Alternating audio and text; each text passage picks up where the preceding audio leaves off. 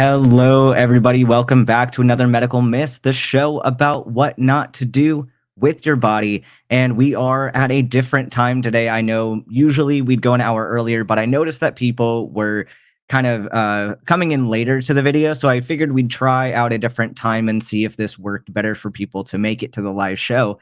And if I seem a little bit angry today, there is a reason for that. And it's not just because of the fact that I have to go do a night shift after this. But it is because this whole morning, in order to prep for this show, granted, I spend a lot of the week looking into the studies behind what I'm talking about. But especially today, I went back and rewatched some of the videos that we're going to debunk today as part of this topic. And I am absolutely furious with some of these. Specifically, this one chiropractor that we've debunked before and we're going to debunk again, who has a lot of followers. This person gets millions of views and has hundreds of thousands of subscribers to his channel. And his logic is absolutely astoundingly bad. And I'm not going to start off right off the bat with this guy because we're going to ease into that. But if I seem a little bit angry, this is why. So today we are talking about vitamin C, and America has been obsessed with vitamin C for a long time. And how did we even get here? Why are people obsessed with drinking orange juice when they get a cold? Or why are people consuming high amounts of vitamin C? And there's a lot of propaganda and poor science that went into this from the beginning. But we're going to talk about that. But I'm sure if you haven't already been familiar with America's obsession with vitamin C, I don't know if you've seen these supplements. These are probably the most well-known vitamin C supplement in the United States. I'm sure they're probably worldwide by now. But these are 1,000 milligrams of vitamin C, and they come in many different flavors. They become this fizzy drink that is absolutely disgusting. I don't know why people pretend that they like it. But basically, a lot of the rhetoric that is used on this website is it made me feel better or it gives me more energy, which there's no documented benefit in that way with vitamin C in general, but also these high amounts of vitamin C. And it's interesting. You look at these websites and they make these very broad claims of immune support products. And every time they list that it is immune support, they've got the little asterisk next to it. And if we scroll down to the bottom of the page, we find our usual disclaimer. These statements have not been evaluated by the Food and Drug Administration. These products are not intended to diagnose, treat, or cure or prevent any disease. Yet, you've got this phrase being thrown around for immune support all across this website. This is the name of their product, is immune support. And you go to their FAQs and you have all these questions I don't really care about. But anytime they address something medical here with, should I take emergency with medications? And they have this little disclaimer of, you should consult with your health professional before starting any supplements. And so you can tell a lot of this is fluff language that is trying to get you to purchase this product, but they have no intentions of backing up any of their claims. It is all just claims. So how did we get here? How did we get to these companies being able to market things like this? Well, it goes back to a lovely human by the name of Linus Pauling, which, wow, my screen is fluttering weirdly, and I don't know why. Hopefully you don't see that on your end. But this all goes back to Linus Pauling, who is evidence of the fact that you can be a well-studied scientist and still have very poor logic and have very biased reasoning with certain topics. So you are not immune. Just by being a scientist, you are not immune to poor thinking. So I have this article from Quackwatch, and we'll cover a little bit of the history of vitamin C and what even is this. So vitamin C in general What even is it? Where's my little thing? I think it scrolled back up to the top. Here we go. Okay. So this is from Up to Date. This is our standards for medical practice kind of all throughout the world. And it's got some very good guidelines on this subject matter. So, vitamin C, also known as ascorbic acid, these are the same thing. So, vitamin C found naturally often is in a complex with other molecules, which are not themselves vitamin C. The vitamin C component of that complex is ascorbic acid. They are one and the same thing, they are chemically identical. So this is a vitamin, and it is a cofactor involved in many different actions. It has function in redox reaction. So its primary function is an antioxidant and an electron donor. It also is involved in fatty acid transport. For carnitine synthesis, requires ascorbic acid as a cofactor. It's also involved in collagen synthesis, which is why if you are deficient in vitamin C, you can get scurvy. So if you think about scurvy, how it is described in this article, the most common symptoms of scurvy, you get perifollicular hemorrhages, you get ecchymosis, so you get bruises all around your body, gingivitis, bleeding gums, also related to this malfunction in the skin barrier. If you lose your collagen, you lose this ability to hold blood in your body. So you can get these complications with very, very low amounts of vitamin C in your body. You can also get weakness, joint swelling, neuropathy, cardiorespiratory symptoms, dyspnea, hypotension, etc. You get a lot of problems with scurvy, and especially if you have somebody who is chronically ill and cannot get vitamins from their diet, especially people with very picky diets. If you're not eating food with vitamin C, you can be predisposed to this very severe deficiency.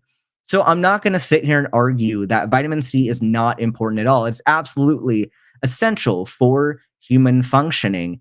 But a fun fact is that um, it's an essential dietary nutrient in all primates. So other animals, in fact, most other animals can synthesize vitamin C on their own, but we can't. We are missing the gene necessary to convert this, which is why we need to eat it.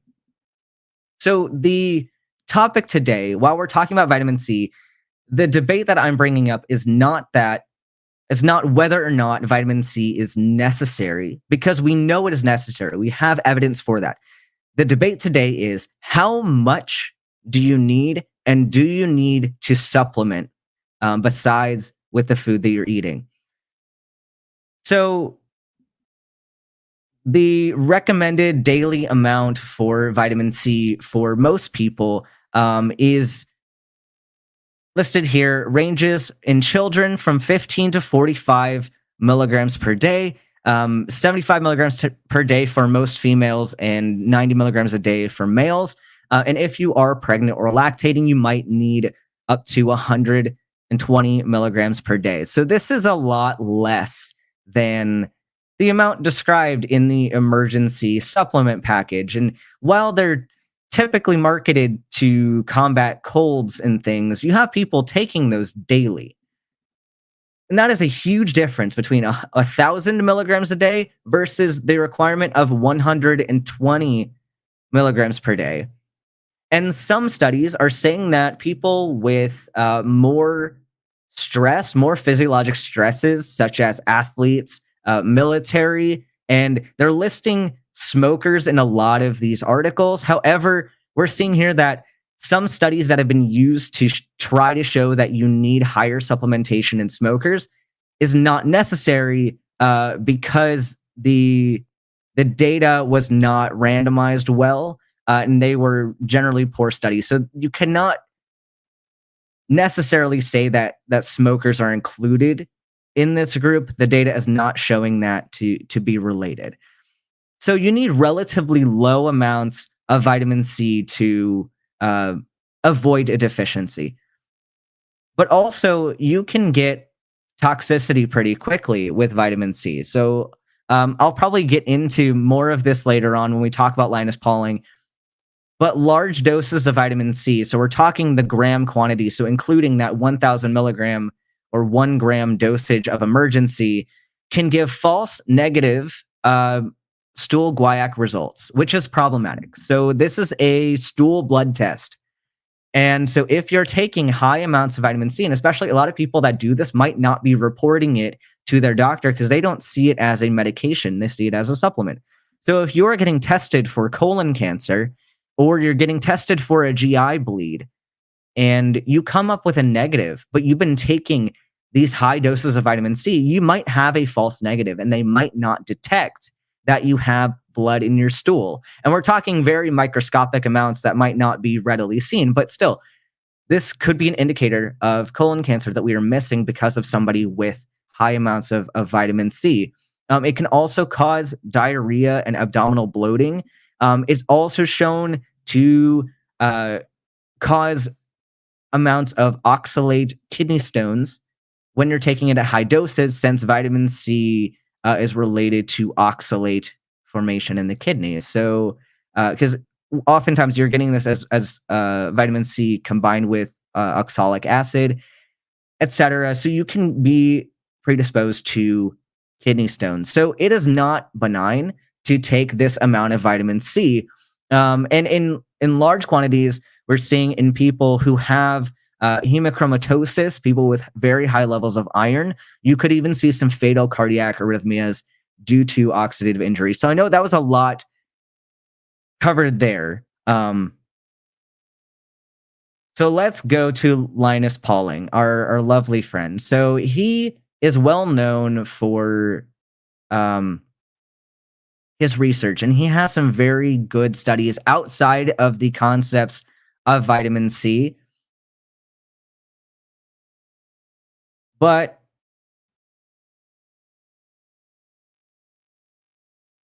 Linus Pauling wrote a book in 1970 called Vitamin C and the Common Cold. And this book's claim was that taking 1,000 milligrams of vitamin C would reduce the incidence of colds by 45% for most people, but that some people might need larger amounts.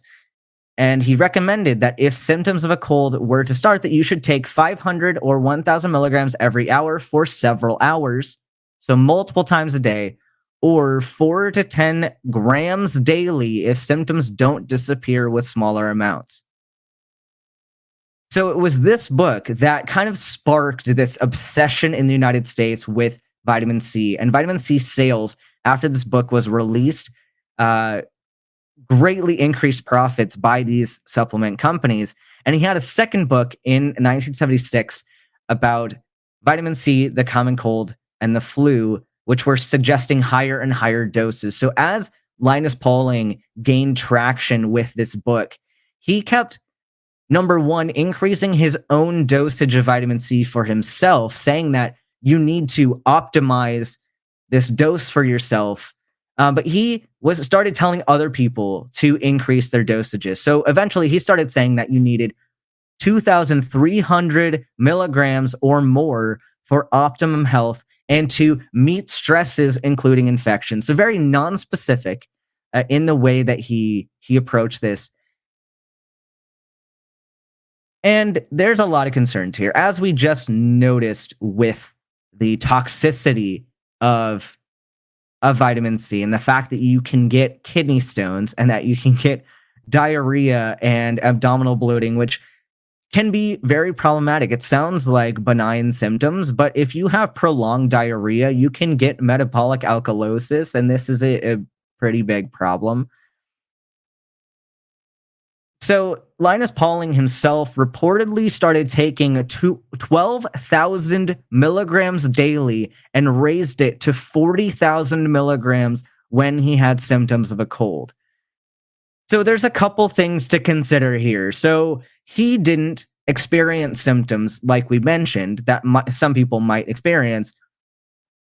But here's the thing. So there's certain transporters that are used to transport vitamin C in the digestive tracts, and these are the same ones used to transport glucose. So these can be saturated. There's only a certain amount of vitamin C that can actually make it into the digestive tract before you just start wasting it. And you're also competing with glucose for a lot of the same receptors. So um, you only have so much that can go through, and it's shown to be around 400 milligrams of vitamin C is kind of the max dosage that can actually uh, be permeable in the intestine. So once you exceed that, you're going to be wasting a lot of it. So probably a lot of the reason why he didn't feel any consequences from these high dosages of vitamin C was that he wasn't absorbing it, and it was just being excreted right away. So Purple's asking, how does that compare to having a 12-ounce cup of orange juice? So orange juice typically falls in line within the recommended daily amount of vitamin C, in that 90 to 120 milligram dosage. So, and that's shown to, if vitamin C were to have any impacts on health and feeling like you're getting rid of a cold, that's the dosage we're talking about. So your amount of vitamin C that you need to get in order to prevent things like scurvy, and to promote these oxidative functions that are needed for the immune system, you can get that with a normal amount of juice or a normal amount of vegetables that you should be getting on a daily basis anyway. And if you're not able to eat vegetables for whatever reason, that's a separate health issue that you'd need to address. And maybe you need supplementation. But for most people, you wouldn't really need it. So,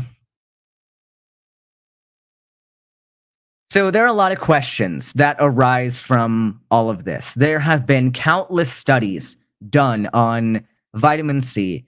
And again, the question isn't, do we need vitamin C? The question is, how much?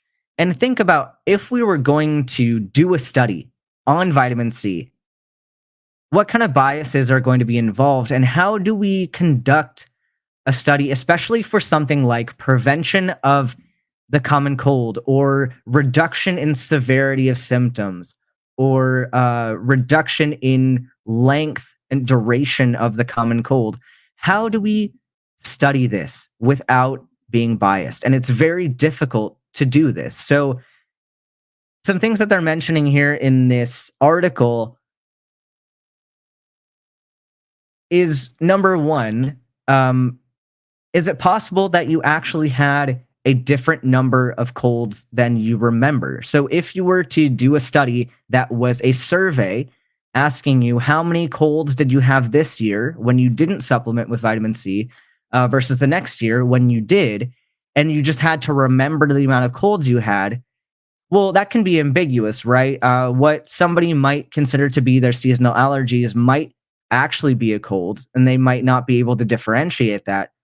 But if you just thought back, you might not remember every single time that you had a cold, especially if it was more minor.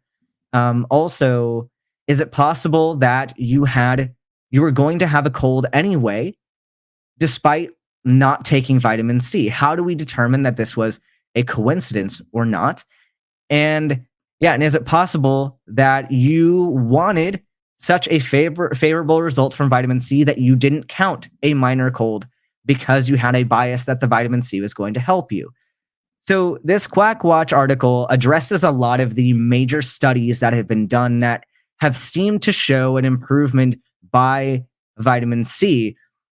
And something here. So Dr. Terence Anderson and his colleagues at the University of Toronto did, I think their 1974 study was more notable.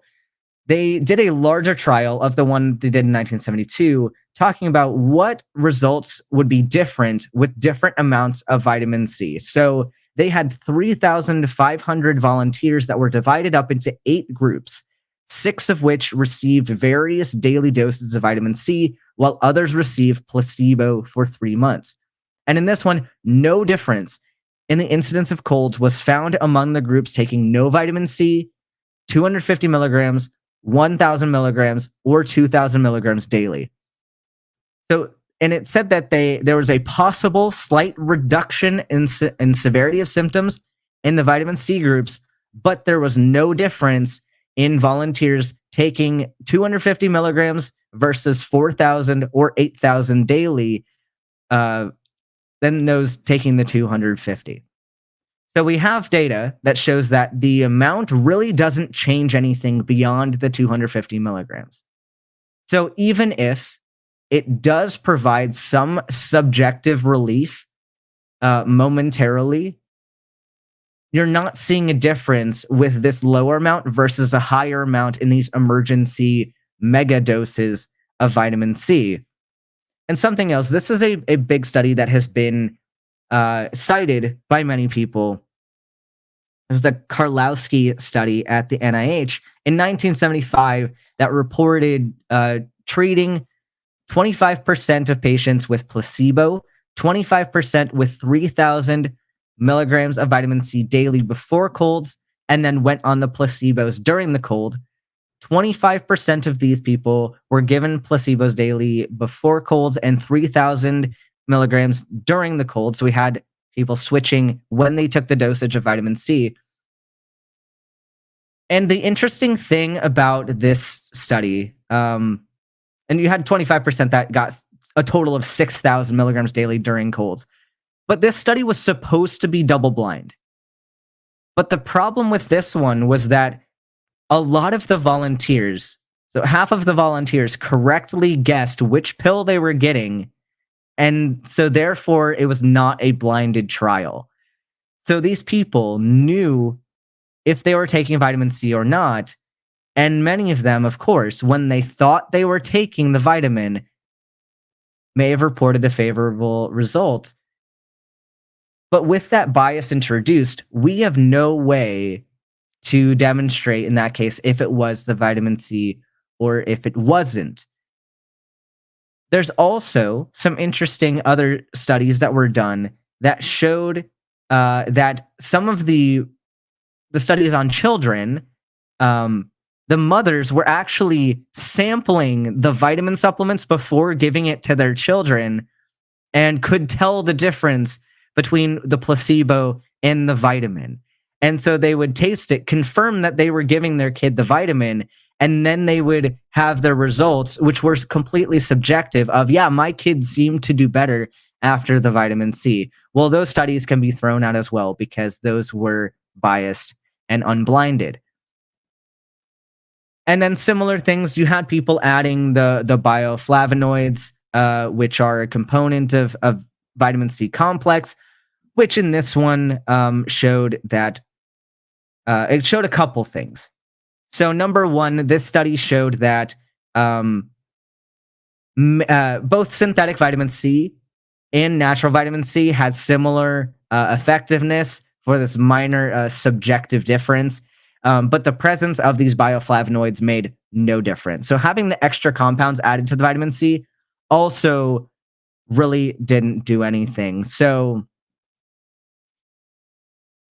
not a lot of data in favor of these products.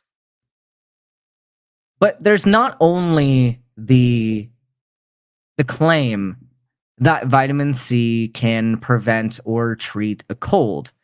There's also supposedly data that shows that vitamin C cures cancer, and this is unfounded. There is no data showing a causal relationship between vitamin C and cancer prevention or cancer treatment.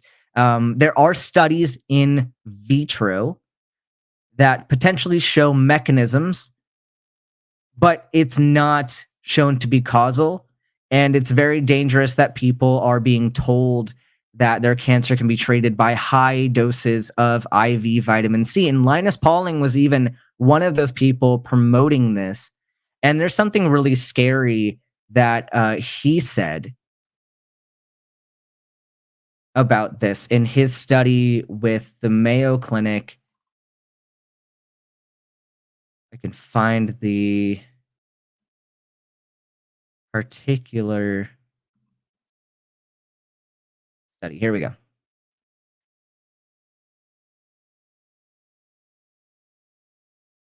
And something small point I didn't mention about the vitamin C for the colds, but a lot of the evidence for uh, reduction of cold symptoms were or like the mechanism by which vitamin C would do this were shown in vitro and not in vivo. And this is a trend you're going to see with a lot of these is that they'll take an in vitro study and then claim that it's going to be effective in vivo, and that's not really the case. But Linus Pauling and his work on vitamin C for cancer therapy. So in 1978, Linus Pauling and somebody else, I don't remember his name, both did a supposed study about untreatable cancer and vitamin C's reduction of tumors and prolonged lifespan despite having untreatable cancers. So there's a lot of bias within this particular study. So 1978, Pauling and Cameron, that's his name, Cameron, were undergoing this study, and each patient had biopsy-proven cancer that was considered incurable and unsuitable for further chemotherapy, surgery, or radiation.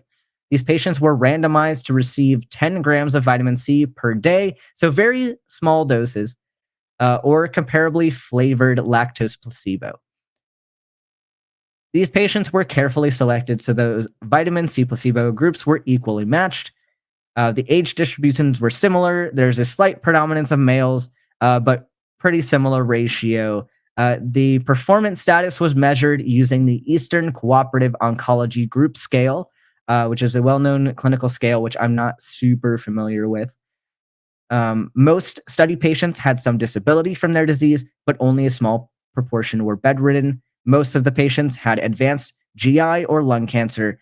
Almost all had received chemotherapy, and a smaller proportion had undergone radiation. So the results were noteworthy, according to them. So about 25% of the patients in both groups showed some improvement in appetite. 42% on placebo had experienced enhancement of their level of activity. So interesting that some of the placebo patients also improved. About 40% had mild nausea and vomiting. But there were no survival differences between patients receiving vitamin C and those receiving placebo. The median survival time was approximately 7 weeks from the onset of therapy. The longest surviving patient in this trial had received the placebo. So there's no benefit, no significant benefit from the vitamin C group.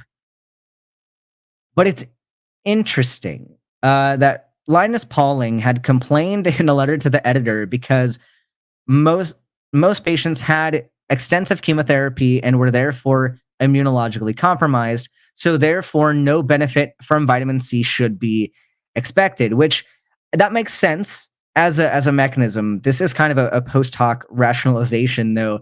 His study essentially was inconclusive. For it did not show an improvement with the vitamin C. And he's like, oh, but wait, hold on. But actually, we wouldn't expect a difference because these people were immunocompromised. And so therefore, the vitamin C wouldn't work. But it's interesting, too, because he also makes this claim that the majority of his patients underwent perfectly conventional chemotherapy. But then he also maintained that only 4 out of the 100 patients had received prior chemotherapy. So interesting here. He is going to such great lengths of mental gymnastics to try to assert, well, but it's actually the study was not correct. So if the study goes in his favor, then obviously the vitamin C worked. But as soon as it doesn't go in his favor, then well, but the study was biased. So we're seeing the problems with his own studies here. But here's the a big dispute between Pauling and Arthur Robinson about Pauling's advocacy for vitamin C megadosage. So Pauling was definitely very dishonest in the way that he promoted vitamin C for cancer. Um, so the research had initially led them to think that high dose, 5 to 10 grams per day, so huge doses, might actually promote cancer. So there's some data that they did with Linus Pauling that showed that these high doses might have contributed to cancer risk in some of these mice. And then Pauling, reasonably with his bias, was very angry about the fact that the study showed this. And so Robinson ended up writing this statement saying the results of these experiments caused an argument between Linus and me, which ended our 16-year period of work together. He was not willing to accept the experimentally proved fact that vitamin C in ordinary doses accelerated the growth rate of squamous cell carcinoma in these mice. At the time, Linus was promoting his claim that 75% of all cancer can be prevented and cured by vitamin C alone. And this claim proved to be without experimental foundation and not true. Vitamin C increased the rate of growth of cancer at human equivalents of 1 to 5 grams per day, but suppressed cancer growth at doses on the order of 100 grams per day, near the lethal dose, as do other measures of malnutrition. So this is something interesting that we get with a lot of proposed cancer cures and cancer therapies, is that, well, in vitro, this was shown to reduce tumor size. Well, we're seeing here, this study had shown that you increased cancer risk at 1 to 5 grams per day, which is still incredibly high, and nobody should be taking that amount anyway. But at the rate that it would suppress cancer growth would have to be on the order of a lethal dose. Which, of course, if you're going to kill a person, you're probably also going to kill their cancer.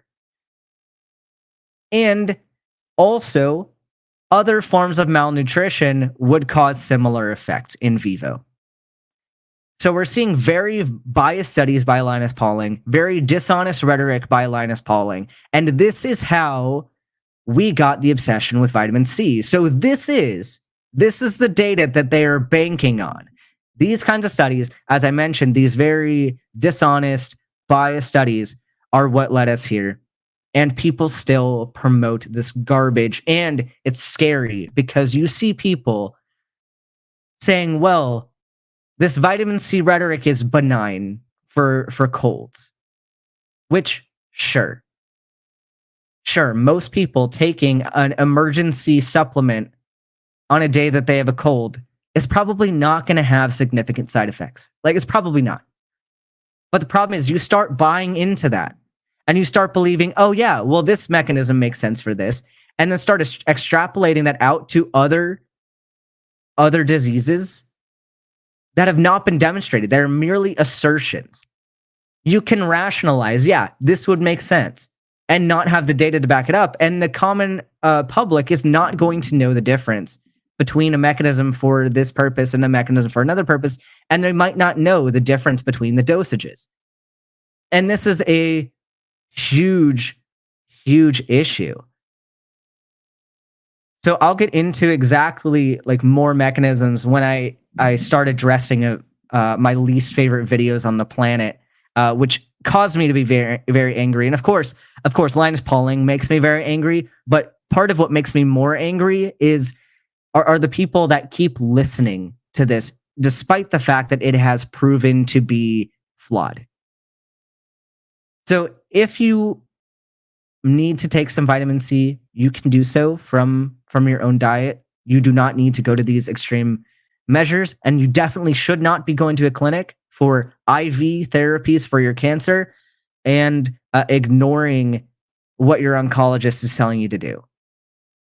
This is absolutely dangerous.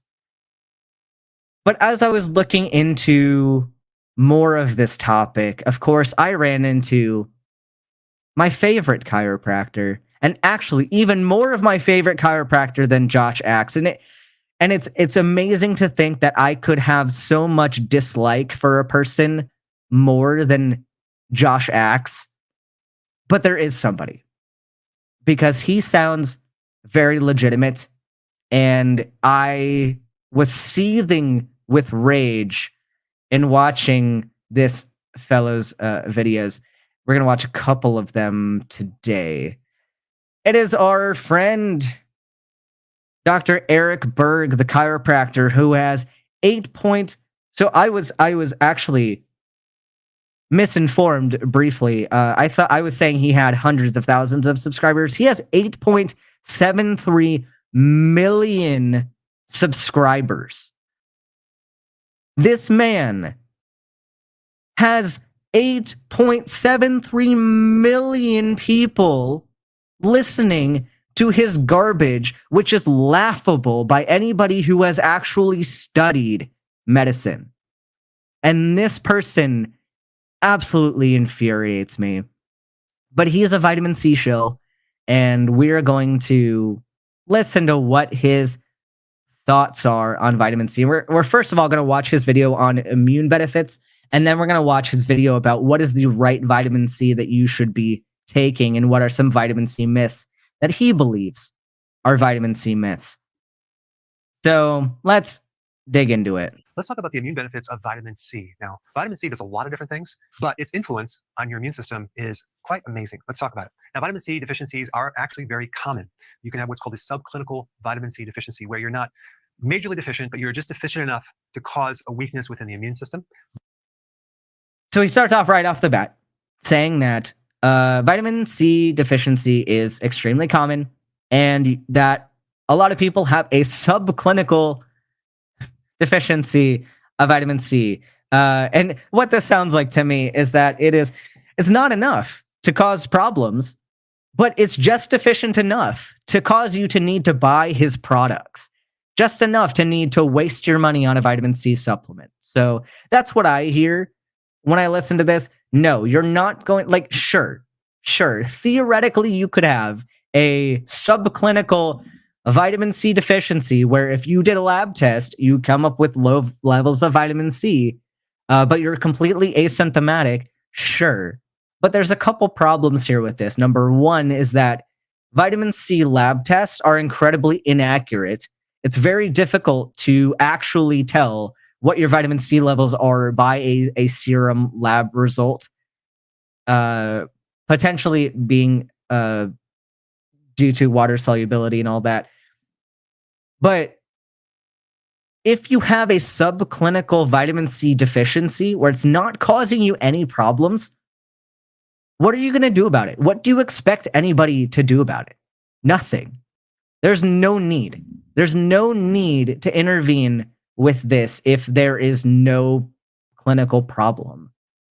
So right off the bat, trying to sell you on needing something that you don't. I'm going to talk more about that. Vitamin C is a water-soluble nutrient, so it has a low storage capacity. So unless you're constantly getting vitamin C, you can be deficient within weeks. Vitamin C is a very powerful antioxidant. So when you have free radicals... Yeah, you can be deficient within weeks. Yeah, you can. The thing is, most people are getting adequate amounts of vitamin C from their diet. Which are basically molecules with unpaired electrons. So you're supposed to have two to balance it out. Let's say you just have one, and it becomes a free radical. So it can damage certain things in the body. Vitamin C comes in there and donates an electron to stabilize the molecule. So it can actually help counter free radical damage. All right, as far as immune benefits, it can enhance... All right, so addressing the concept of free radicals. So, yes, this is true. There are a few things in here that he gets right. There's also things that he gets right that he uses to sell other things. So he'll take one piece of true information and then use that to justify something that is false. And this is a technique and rhetorical tactic that is used by a lot of chiropractors and a lot of naturopaths. And the fact is, yes, vitamin C is an antioxidant, and you do need a certain level of antioxidants. The thing is, though, it's not the only antioxidant. So while he can say you need vitamin C because It's an antioxidant, and if you don't get enough of these antioxidants, you're going to have this free radical damage in your body. And sure, yeah, you need a certain level of vitamin C, but you're also relying on glutathione. You're relying on vitamin E. You're relying on many different antioxidants. Um, and so it's not the only one. So this is a bit flawed in reasoning to say to kind of magnify the importance of vitamin C in this way, because it's not at all the only antioxidant that you're going to be getting. And in fact, vitamin C, its mechanism as an antioxidant, it has paradoxical mechanisms. So it is an antioxidant, but it's also a pro-oxidant. And this is just in the concept of being an electron donor. And we'll see this he makes some points, and maybe I should go over this now, and then we can, when we get to that point later, jump back to it. But the mechanism of vitamin C as an antioxidant is seemingly counterintuitive because it's related as a cofactor for other enzymes. It's not purely an antioxidant. And this is from an article, a literature review about vitamin C and potential for cancer therapies. And it's not, this paper's very conservative in the way that addresses cancer therapy. Like, it's more advocating it as maybe a potential future addition to existing chemotherapies, which that's up for debate. And there's a lot of nuance with that particular subject, which is kind of why the cancer cure community is latched on to this. But the mechanism by which ascorbate is an antioxidant, so you have ascorbate, which is kind of the pure form of vitamin C. It is the reduced form, and it can be oxidized by free radicals. So it then becomes its own radical. It can then be oxidized again to DHA. And so it has these antioxidant properties by in itself becoming a free radical. Because as we're transferring electrons between molecules, right? Like, the electrons don't just disappear and go away. They have to go somewhere.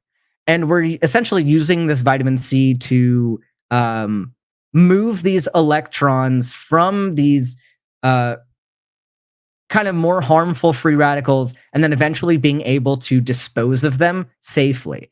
So you get this ascorbate, which can be oxidized to DHA, and then DHA can go into the cell through GLUT1, and it's then going to give these electrons to glutathione, which, as I mentioned, is kind of one of the primary antioxidants of the body. So you're using vitamin C as this electron carrier.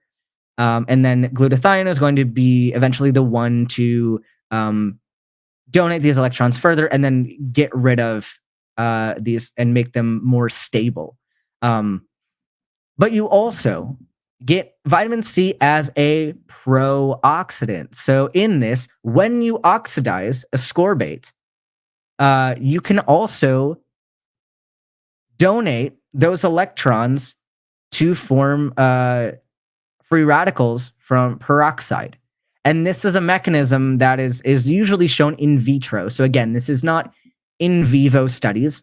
So we don't really know the implications of this. We don't know the significance of this on health and the immune system, but there's some speculation that vitamin C is helpful in white blood cell function.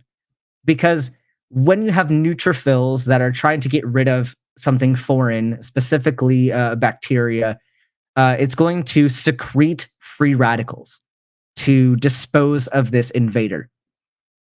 So you have the vitamin C that's going to donate these electrons to form these free radicals.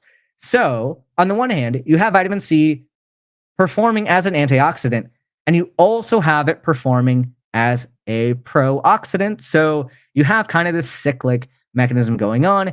And vitamin C is just kind of a tool in all of this happening. All right. So I hope that kind of, it might have made it a little bit more messy, but hopefully cleared it up as well. That this has more of a nuanced function than they're really giving it credit for. So let's get back to the video here.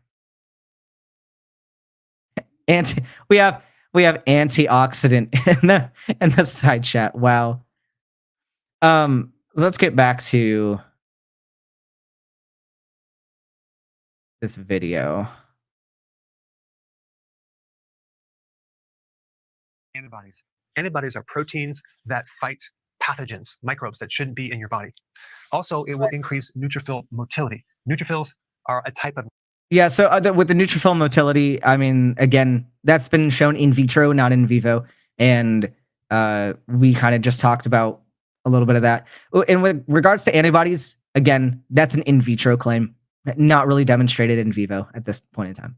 White blood cell, it's like a phagocyte that cleans things up. It engulfs and kills certain microbes, and it speeds up the motility of these little guys right here.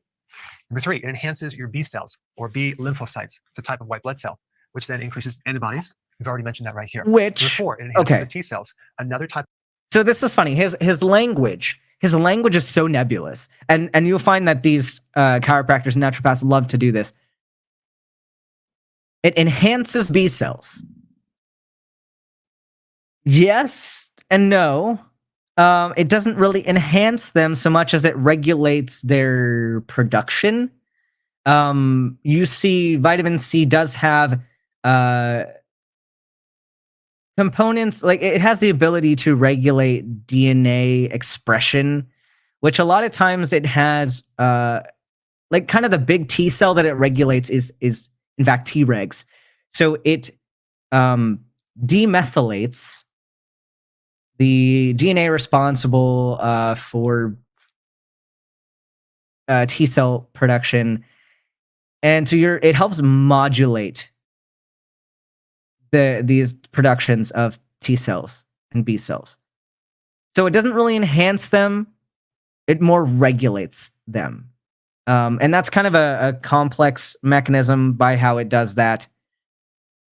Of lymphocyte that helps. So I mean, it's infection. Accurate, but not accurate at the same time. It can increase interferon. Now, interferon is a hormone that kills infected cells and their surrounding. Interferon's not a hormone per se, but fine. I mean, it's a compound in the blood. But I wouldn't necessarily call it hormone, but that's not the hill I'm going to die on for this. So it is a very powerful immune compound that our bodies make. So you can see one big benefit of vitamin C is it helps fight infection. Interferon actually causes a lot of problems too. If you're very deficient, you have scurvy. So I think there's different levels of scurvy. So there could be subclinical versions of this. Wow. Okay. Hold on.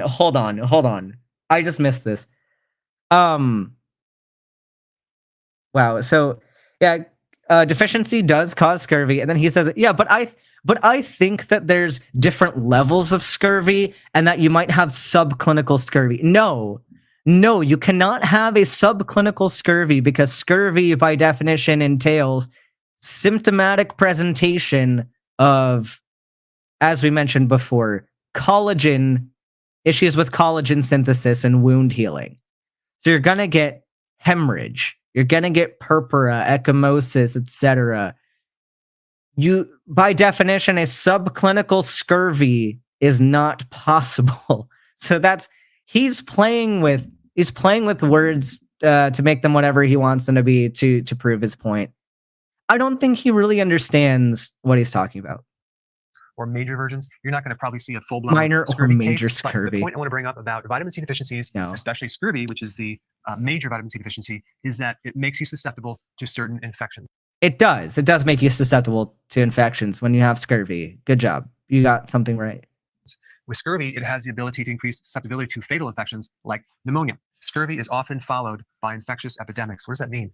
It means that when you have an infection, well, yeah, if you disrupt your skin barrier, if you disrupt your ability to protect yourself from the outside and pathogens, you are more likely to get sepsis. This is fact. It can actually develop scurvy. Why is that? Because infections increase the need for vitamin C. Your white blood cells accumulate vitamin C. They need the vitamin C to function. So if you're using your immune system more, you're going to deplete your vitamin C reserves, especially if you're not putting it back. So this is another way that someone could be deficient. Number one, they're not consuming enough in their diet. Number two, they get an infection. Conceptually not wrong, but also not verified by data. So it puts stress on the immune system, and that's another way that you could be deficient. Minimally 200 milligrams. Whoa, that picture. I know this is meant to just to be an image, but holy crap, that is a dangerous picture.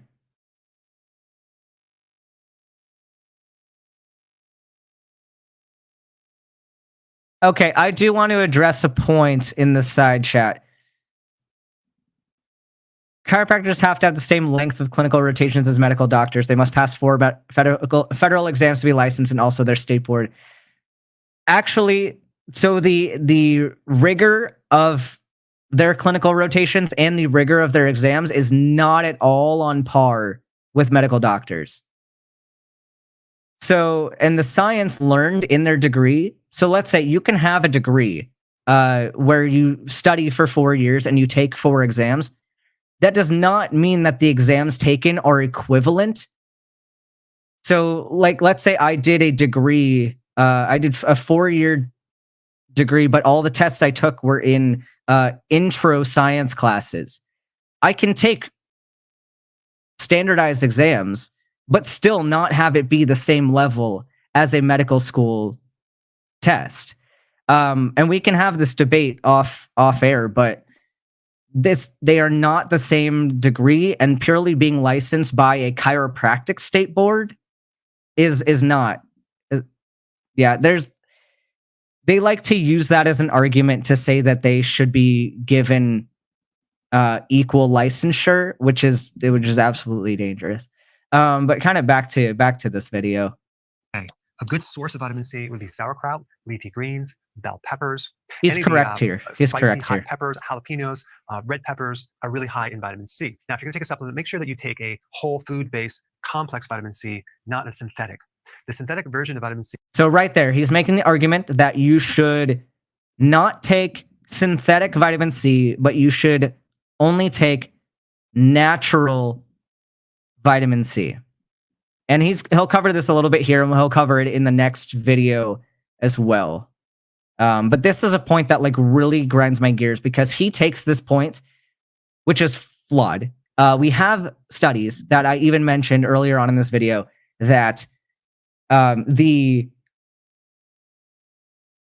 natural vitamin C and the synthetic vitamin C are equivalent.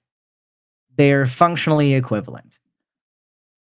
It's called ascorbic acid. And one of the ways they make it is they combine cornstarch and sulfuric acid. So sometimes people yeah, they do, because they take cornstarch because it has sugar, it's got glucose, and sulfuric acid, because that's, a similar process to how you'd make this in an animal that can produce their own vitamin C. They make it from glucose.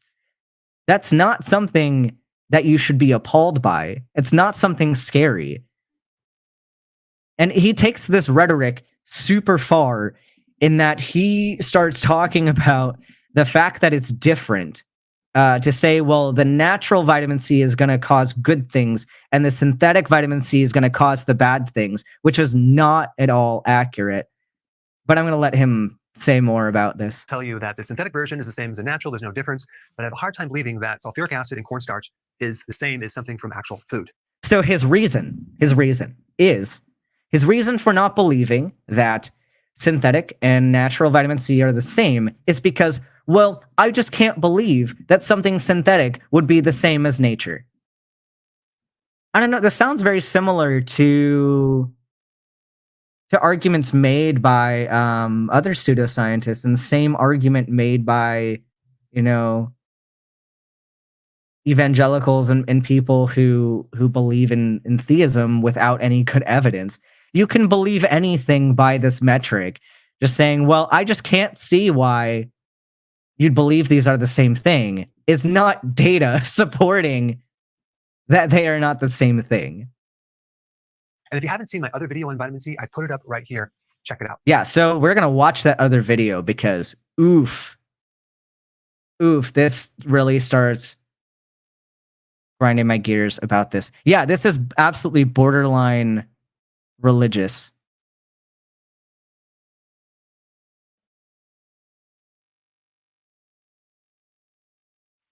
Addressing the point about chiropractors, I would agree they're not necessarily by definition witch doctors. Some of them practice kind of that way. But yeah, it's still pseudoscience. But I would agree with Maya in that I would put it more on par with a PT, but it's still not evidence-based the same as physical therapy. There's a lot that is dangerous about chiropractic that I will talk about in later videos. But yeah, and if they were to consider themselves to be more like a PT, I'd maybe have more respect for them. But that's a whole separate video I have coming about chiropractic and why I have issues with it. But we're gonna watch this next video, and I'm about to get very, very ragey. I'm about to get very ragey about this next video. No, that's actually not the one I was gonna watch. That's the cardiovascular health, which also there's no evidence that shows that vitamin C is beneficial for cardiovascular health. Where did the video go? I had a whole playlist here, and then it just vanished from me. Okay. This video, of course, is very clickbaity, so it's called 4 Things About Vitamin C That Are Quite Shocking.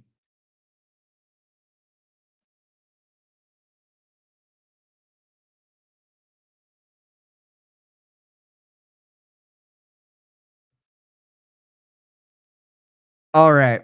So this is gonna be fun. To vitamin C. So the first question is Vitamin C. Is ascorbic acid vitamin C? Well, according to the dictionary, it is. But there's an interesting change in the dictionary. Apparently, in the older dictionaries, which I have quite a few different dictionaries, the definition of vitamin C is not ascorbic acid. That was actually updated later in the dictionaries. So if you're reading a recent edition of a dictionary, you're going to find that vitamin C is ascorbic acid. But is it really? Does the type of wow? So going to the dictionary for a scientific definition is kind of funny because, yeah, like vitamin C and ascorbic acid like are identical. They are chemically identical. So going to a dictionary doesn't change the fact that they are chemically identical. So you can use your dictionary games all you want and say, well, the dictionary definition is changing to say that they're not the same thing. Well, I don't care. I don't care what your dictionary says. These are, like, if I wanted to name ascorbic acid, I don't know, Orange Monster, and I wanted to name natural vitamin C Red Bull, and that doesn't change the fact that they are still chemically identical just because I changed their name. So that's poor reasoning right off the bat. But he's going to explain why he thinks that these are not the same thing. Ascorbic acid sold in vitamins nowadays, is that very similar to the vitamin C that is in nature? Yes. Well, what you need to know is this. Yes. 80% of all the ascorbic acid sold in the world comes from China, and the rest of it is manufactured. This seems a little bit racist. Right off the bat, he's like, well, the synthetic vitamin C that you see comes from China. Tell me you're racist without telling me you're racist. Manufactured by mainly 2 other chemical companies, and they make it from by 2 chemical companies and other chemicals. Sometimes they'll use sulfuric acid, and the sugar usually comes from corn. So is it possible that this manufactured chemical can be the same as the vitamin C you would get in nature? Is it possible that he's using a lot of buzzwords, that a manufactured chemical could be the same as, natural vitamin C? Yes. Yes, and your buzzwords, once again, do not change the fact that they are the same. In my opinion, it is not the same. It's actually very well. No one cares about your opinion. Your opinion's wrong. Different. Now, would I personally ever take a synthetic ascorbic acid in certain dosage? Well, maybe for a detox cleanse, but so he would take it for a detox cleanse. But wow, okay, yeah. So your credibility is just down the drain as soon as you say detox cleanse. So go on. Definitely not as a routine thing. But this video is about increasing your awareness on the type of vitamin C that you probably might be taking, and just so you have all the data. Because when someone tells you that there's no difference between synthetic ascorbic acid and vitamin C, they're both the same thing. Well, actually, that's not 100% true. I'm going to put this research right down below. You can check it out. Some real interesting data on vitamin C as far as. Oh, fun. Yeah, yeah. So I did look at the data. I clicked on the data in the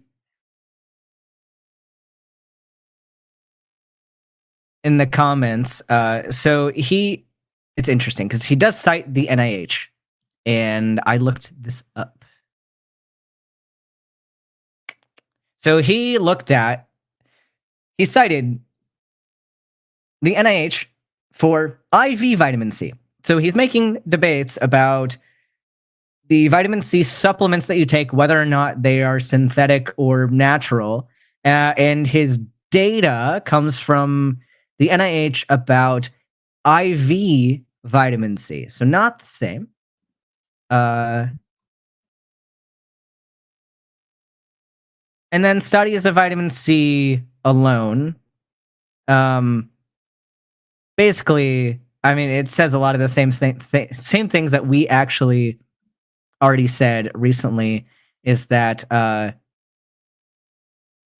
some people had better quality of life and fewer cancer-related side effects than those who did not receive it. So some subjective changes, but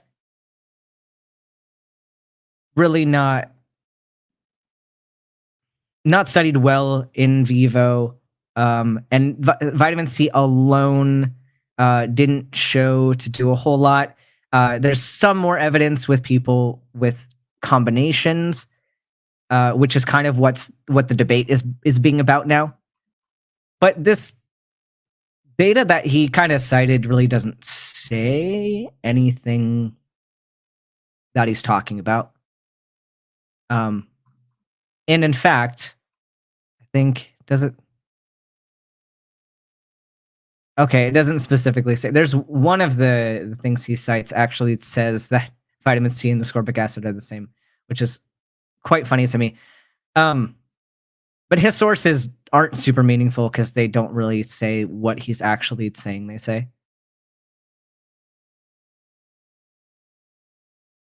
The research and the conclusion of a lot of the randomized controlled trials is that there is little to no benefit from taking high doses of ascorbic acid. There's some mixed results with lessening the side effects from cancer, but there is a lot of misinterpretation. And again, so here's the funniest and most infuriating part of all of this. So he basically says that there is little to no benefit from high doses of ascorbic acid. And I agree with you. I agree with you on that. But what he is doing here that's so dishonest is he made the claim that vitamin C and ascorbic acid are not the same thing. And what he's done here in doing that is he can now say that, well, the studies show that ascorbic acid in high amounts has no effect. But natural vitamin C does have an effect in these high doses. You see what he's doing here? He's separating these out definitionally so that he can claim that his product works and the other one doesn't because this one's synthetic, when the data that he's citing references both natural and synthetic ascorbic acid. So this absolutely infuriates me. I don't know if he's intentionally ignorant, or if he is lying to his audience, or if he just doesn't know. But either way, this is false. This is absolutely false. And this is mind-blowing mental gymnastics with this. And I have so much rage that I can't even speak right now about this line of reasoning here. Like, I would love for somebody like him to call into a show that I'm on and to have this debate with me, because I think that I could get him into contradicting himself live.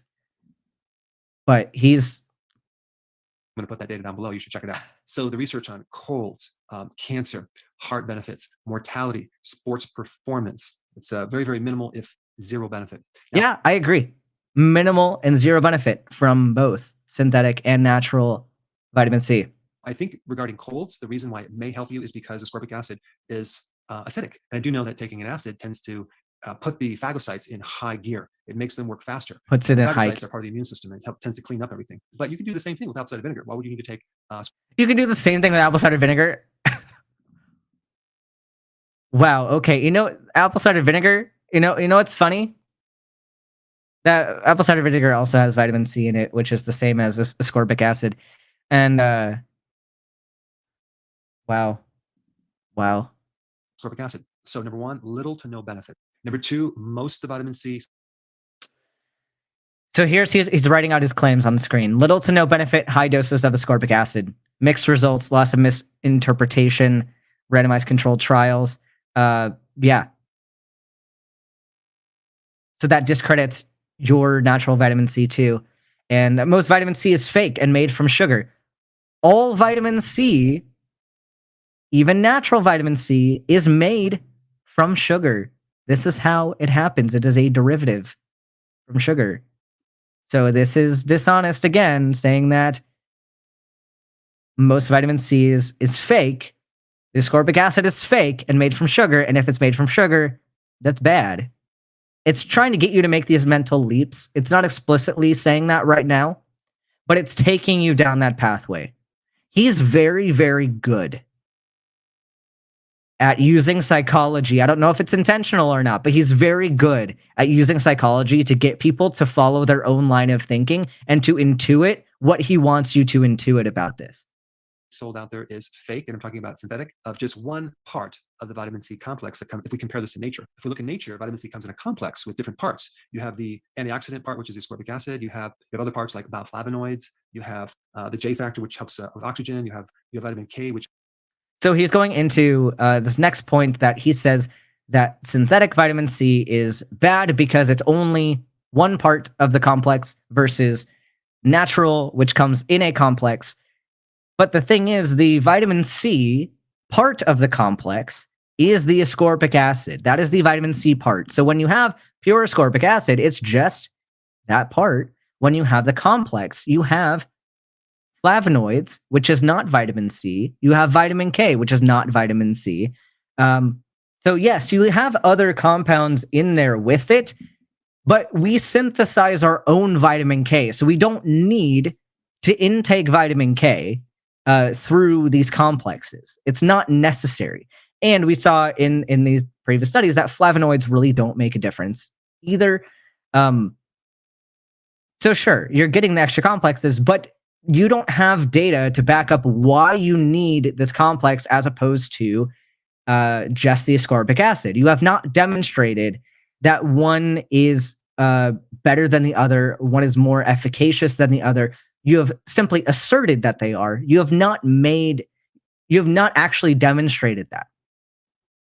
Which is part of that complex, which helps decrease bleeding. And you also have copper in a certain enzyme form because most vitamin complexes come with a mineral. But the point is that in nature, you have many, many other parts of the vitamin C complex. Not irrelevant. All the irrelevant and the plant-based chemicals that we haven't even discovered yet as well. We're constantly discovering new phytonutrients that come.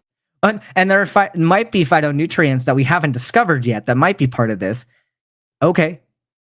There might be a unicorn on the moon, but I'm not going to pretend like I'm not going to start a unicorn on the moon cult because there might be one with different vitamins and minerals. So I'm very angry today, if you can tell. Sold vitamin C supplements on Amazon, and look in the back of the label, you're going to notice that they all say ascorbic acid, but they might add a pinch of rose hips, but they're based on ascorbic acid in large quantities, either 500 milligrams to 1,000 or 2,000 milligrams per serving size. Now, normal RDA would be like something like 70 or 80 milligrams, okay?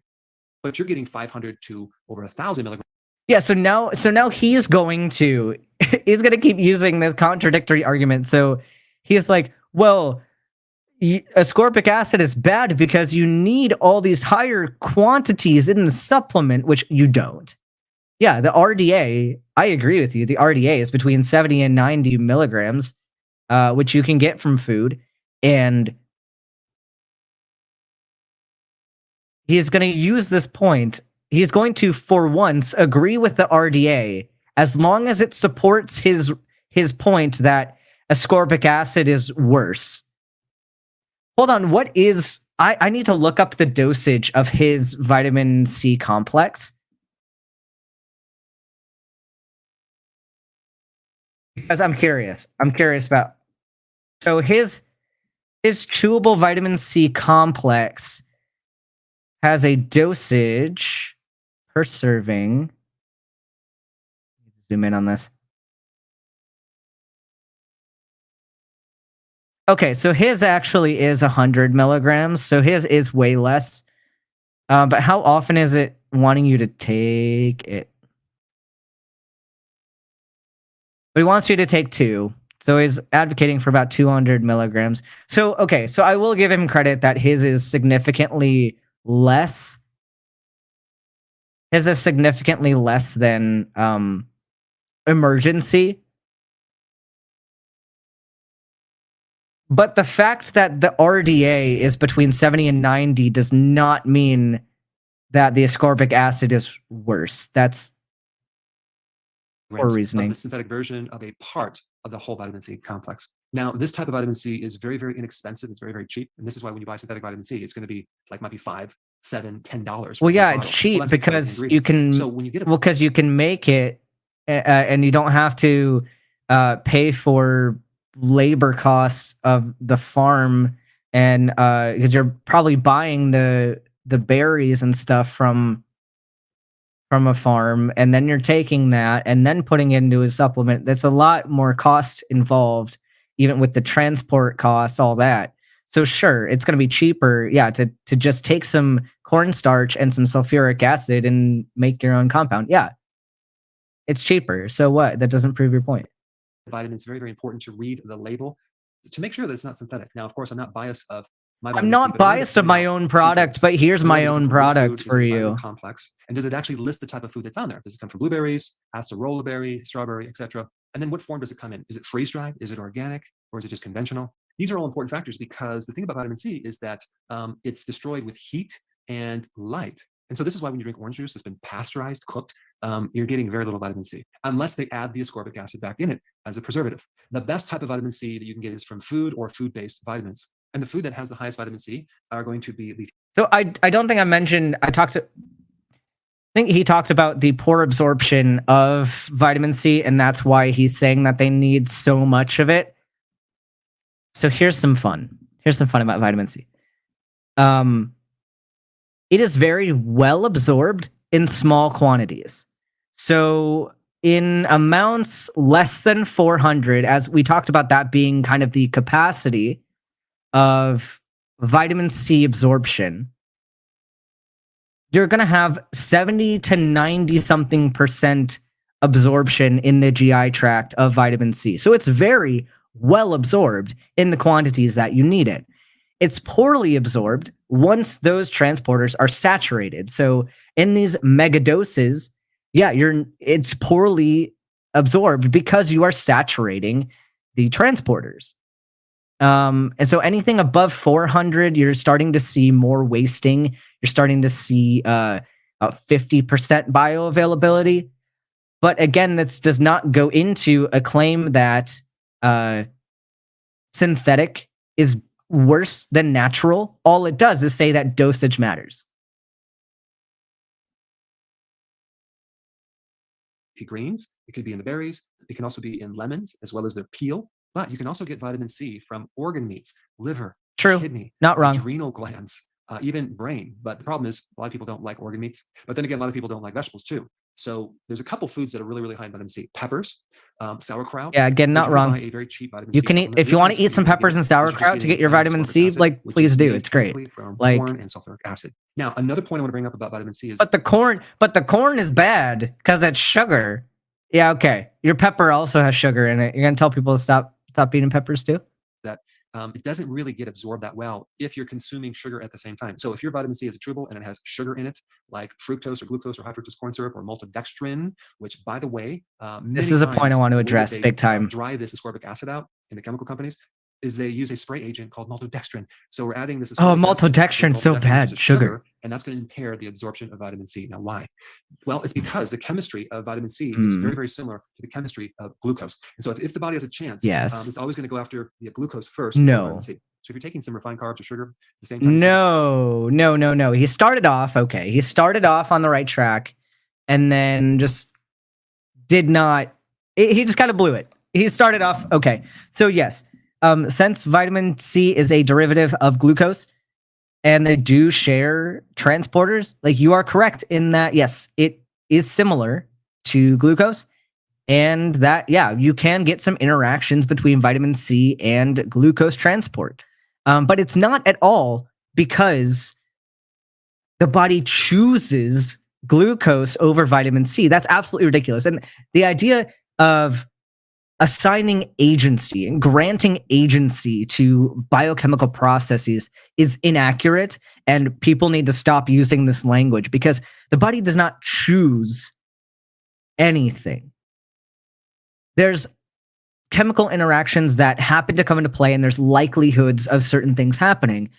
If you're sharing a transporter, um, so you have this transporter in the intestinal wall, and you have glucose and you have vitamin C that are both using the same receptor, and only one can go through the receptor at a time.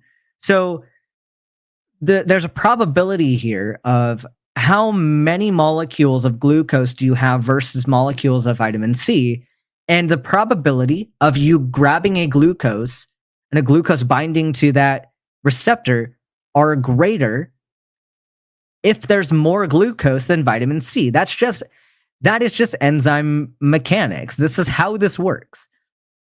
So the more glucose you consume, sure, you might get some inhibition. But this is not demonstrated to be a problem in people who are not consuming excessive amounts of sugar. So really the issue isn't in everybody and carb intake. And once again, we have somebody advocating for carbs being bad. It's not the case. It's the amount. And the problems you see with the absorption are often in people with hyperglycemia, people with abnormalities and malfunctions in the way that they absorb glucose and the way that they metabolize glucose. So someone who is a diabetic might have more issues with vitamin C due to this, but it's not going to be the case in most people. So this is a poor argument, and the body is not going to choose glucose over vitamin C. This is just a happenstance of concentration. Vitamin C, you're not going to absorb vitamin C. Now, the next point I want to bring up is if someone's using a mega dose of ascorbic acid and they're using it as an antioxidant, there's some interesting data that this so-called antioxidant turns into a pro-oxidant. It creates more oxidation. And that really has to do with antioxidants in nature always come as a network, not. Okay, so we talked about the role of vitamin C as an antioxidant and its role as a pro-oxidant. We saw this cycle. We saw that it is an electron carrier. And this is hilarious to me. This is absolutely hilarious because once again, he's doing the argument where he says the synthetic one is bad because it's a pro-oxidant, but the natural one is an antioxidant. So therefore, you should take the natural one. The fact is they both do both of these. And it's why it's so funny for me to talk about this is because we went over this mechanism, and he claims that vitamin C has immune function, which it does to an extent. It does help neutrophils produce free radicals. So you can't simultaneously claim that pro-oxidation is bad and then promote the use of vitamin C as an immune enhancer, which is such a poor word. But you can't promote the immune effects of vitamin C while simultaneously saying that the pro-oxidation effects are bad. This is contradictory. Those are the same mechanism. And you do see a dosage difference in the likelihood of it functioning as a pro-oxidant versus an antioxidant. But that's more nuanced details on this. The broad claim that the natural one doesn't pro-oxidize is contradictory to the point of it being an immune supporter and just flat out false. As an individual antioxidant. So as soon as this antioxidant donates its electron Now it becomes unstable. It becomes a free Yeah. radical. But ascorbic acid, a lot of times, will give you diarrhea. Yeah, that's true. That's how free radicals work.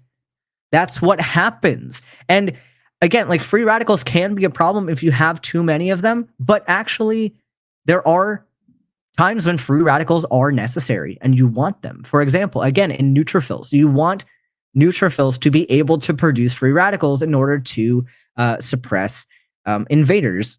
You also need free radicals in your electron transport chain to produce ATP. If you don't have antioxidants, or if you don't have oxidation, if you don't have free radicals, you cannot produce ATP.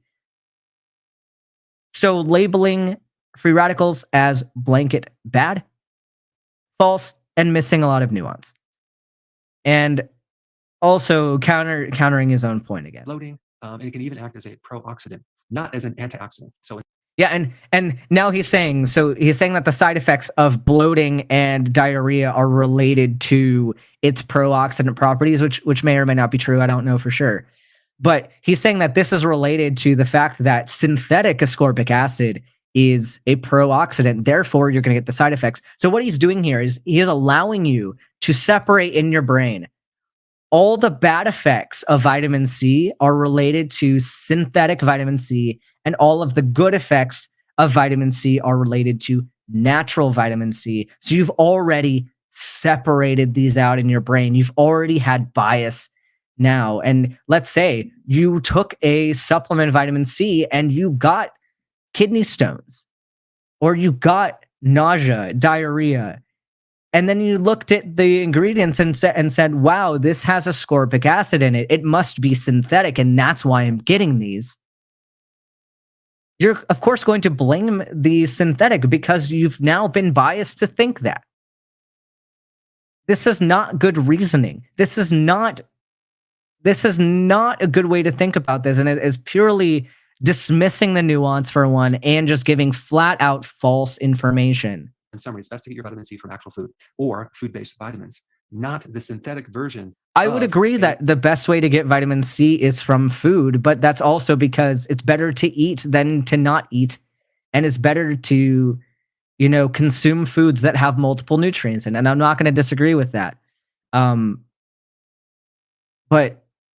that doesn't mean that it's better because it's natural. Part of the vitamin C complex, unless you're doing maybe a short-term cleanse that you don't want to. Yeah, so he's done with this video, and I'm bored. I kind of got all of my rage out at this man, and it was much needed because this was pretty horrendous. So, that's kind of where we're gonna wrap it up. Oh, we are. I don't know if y'all can see the flashing on my screen, but it's been really bugging me this whole time.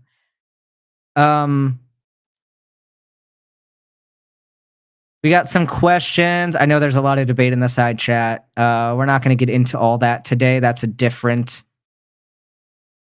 whole different topic. But Freddie Four Fingers asks, I know this is not the topic for today, but have you seen ads on Facebook for claiming Tylenol causing autism? That might be a good future episode. If you want to send me on Twitter some links to where you found this, I'd love to debunk it. Like, please give me more content to debunk. But yeah, this was an infuriating episode. Vitamin C is important. You do need it. You need small amounts of it within the RDA.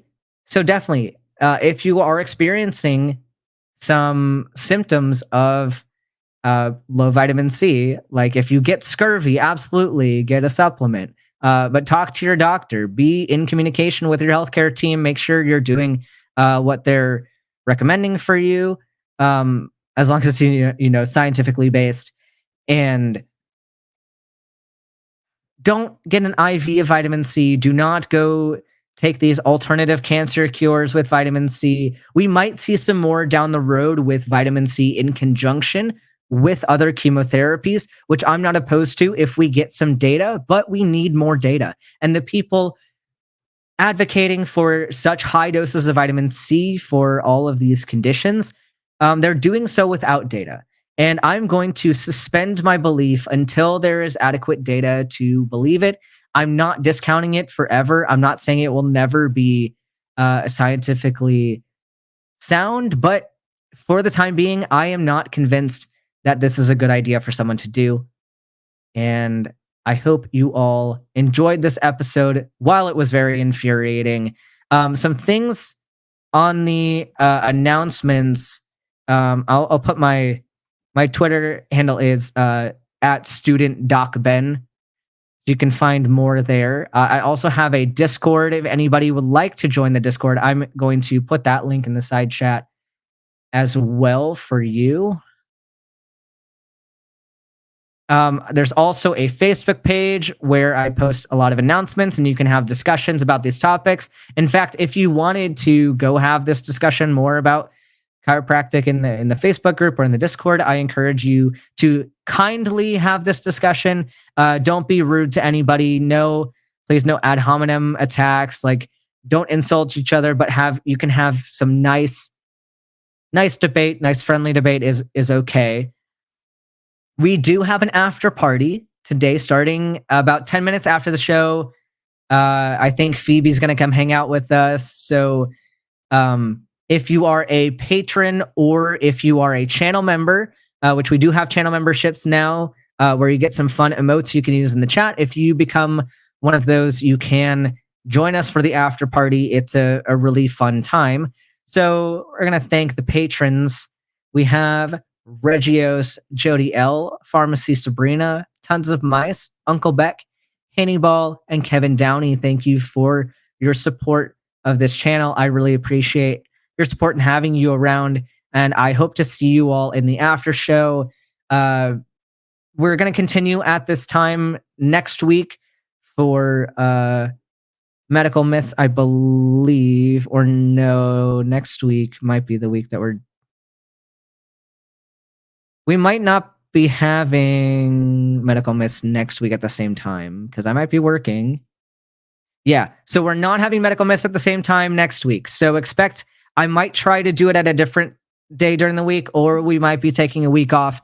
But the week after that, I'm scheduled to have on the 12th, I believe we're having Nervardia is going to be my guest that week. So stay tuned for that. I'm really excited. I'll see everybody in the after show who is able to go, and I will see you all in the next one.